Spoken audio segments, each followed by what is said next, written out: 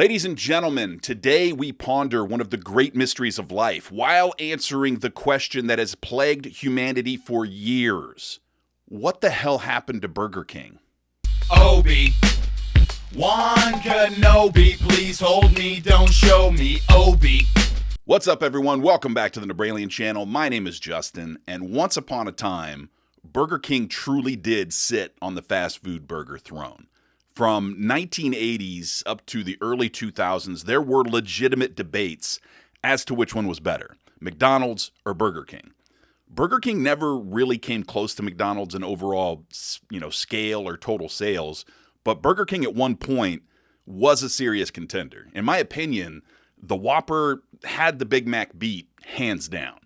But fast forward to the sad world of today, the lots are empty, the drive-thru is horrendous, the staff could care less, and the Whopper just doesn't hit the same. You know it, I know it, and that Burger King crown, the one that was meant for kids, it's just become a symbol for blatant racism.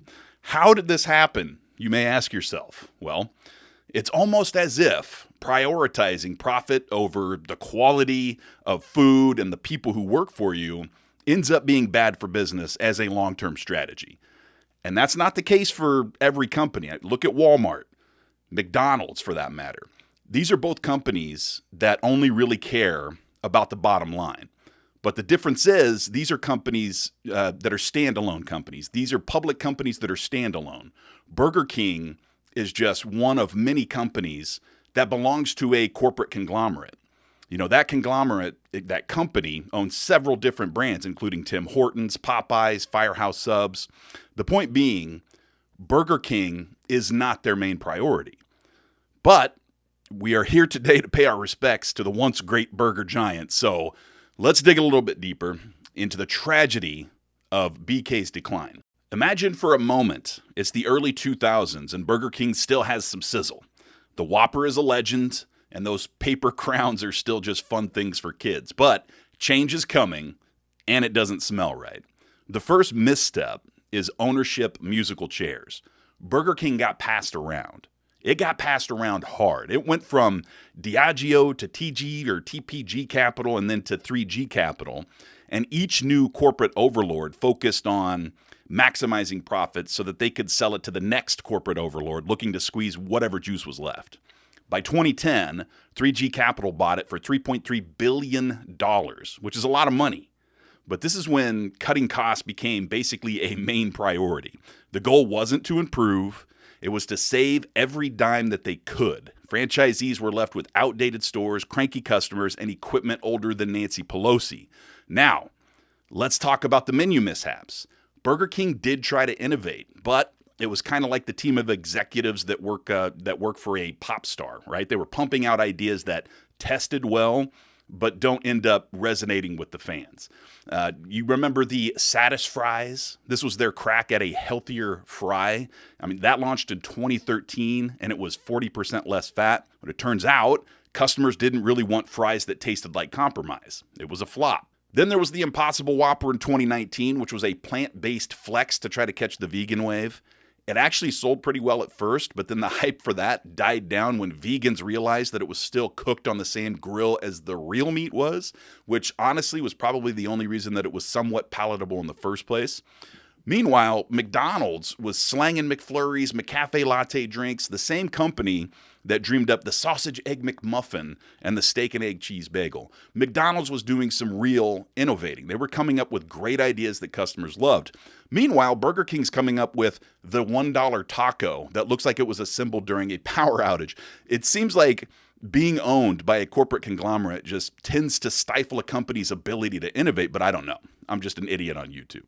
The point being, a company that owns itself is obviously going to be way better at coming up with ideas that their customers are going to like. When a company is just a little part of a bigger picture, their product, it's sadly going to reflect whatever test groups approve of. By the 2010s, many Burger King locations were stuck in a time warp. Sticky floors, flickering neon signs, bathrooms that scream abandoned gas station. 3G's capital cost cutting meant franchisees couldn't afford upgrades and customers started noticing. Then you had a lot of posts on social media platforms like X from the mid-2010s that started to roast BK. One user calling it the thrift store of fast food.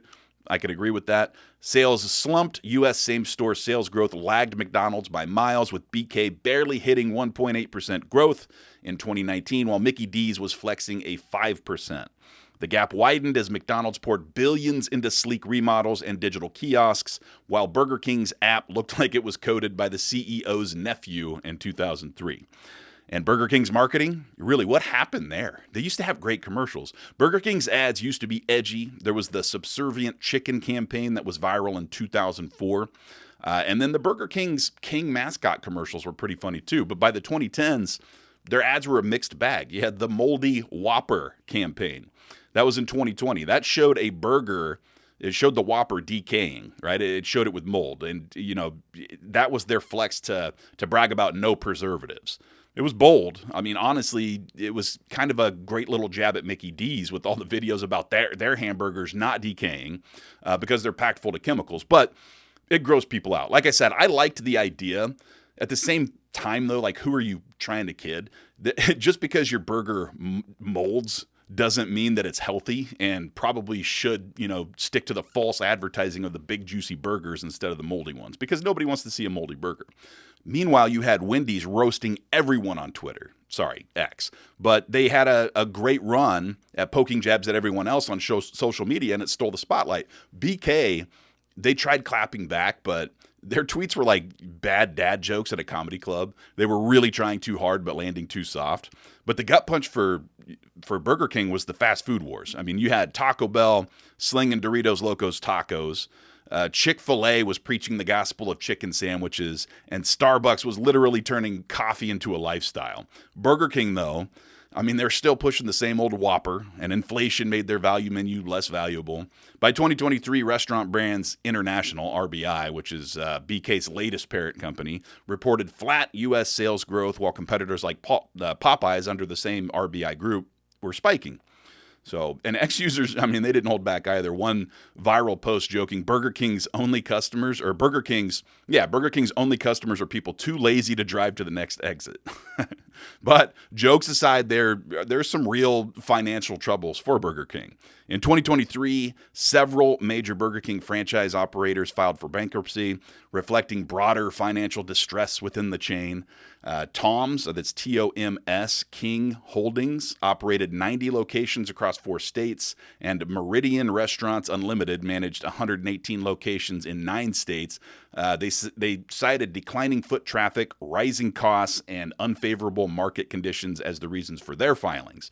Burger King closed approximately 300 to 400 locations in 2023, a historic high compared to its typical annual closure of a couple hundred stores. These closures targeted underperforming, low-volume restaurants with an average sales of about $1 million per year compared to $1.4 million for more profitable locations. These closures were part of a strategy to improve the overall health of the system, whatever that means, by offloading weaker franchisees to stronger operators. But by the end of 2023, Burger King's U.S. store count dropped to fewer than 7,000, which was a net decline of 3.7 for the year. And despite its challenges, Burger King, I mean, they have shown some signs of progress. They've tried to turn things around, though it's been significant hurdles. This is some financial mumbo jumbo, but in Q4 2023, Burger King reported a 7.4% increase in U.S. same-store sales and a return to positive customer traffic for the first time since 2021. Franchisee profitability also rose nearly 50%, boosting confidence in the brand. RBI's acquisition of Carroll's Restaurant Group, Burger King's largest franchisee with 1,022 locations. They purchased that for $1 billion in 2024. They aim to remodel over half of those locations and resell them to local operators, which would strengthen the franchise network. Digital sales are growing, supported by the rollout of outdoor digital menu boards and the Royal Perks reward program, with plans to equip all U.S. and Canada restaurants with digital boards by mid-2022, though this time it appears like the timeline is delayed. Despite improvements, though, same-store sales declined by 0.1%. Q2 2024, reflecting a tough fast food market where consumers are cutting back on visits due to economic pressures. Burger King's focus on the value promotions like the $5 Your Way meal has helped narrow the gap with competitors, but traffic remains a challenge with fewer customers visiting compared to the previous year. But if we're being honest, whatever tricks they still have up their sleeves, all you have to do is look at your local Burger King to know, okay? They are not evolving nearly as fast as they need to be. Most stores look old, outdated. Some look flat out condemned, all right? And most cities are getting cool new restaurants like Dave's Hot Chicken or Freddy's Burgers and Custard. In-N-Out is expanding. Whataburger is expanding to new cities. The question is, does Burger King have what it takes to bounce back? My opinion, probably not. Thank you for checking out the video. I really do hope you enjoyed it. If you did, I'd ask that you please help me out with a like, share, and follow. It's tough work trying to grow a channel, so I appreciate each new subscriber that I get. And if you didn't like the video, thanks for hanging out until the end anyway. Now, this next part is for you select few weirdos out there. If you're a fan of history, mystery, religion, aliens, UFOs, and other weird stories, then I'd like to invite you to check out my new channel called The NebrAlien Show. Are you curious about a possible extraterrestrial religion? How about a real-world matrix? Or evidence of alien life? These are all episodes you can check out now on the NebrAlien Show channel. I'll leave a link in the description. Please go check it out. Leave some comments. Tell me what strange stuff you'd like to hear me talk about. Thanks again for watching the video. Be sure to check out the NebrAlien Show and take care of yourselves out there. We'll see you. You made this? Awesome. I ride a hippopotamus. I ride a hippopotamus. You can ride my hippopotamus. You can ride my hippopotamus. I ride a hippopotamus. I ride a hippopotamus. You can ride my hippopotamus.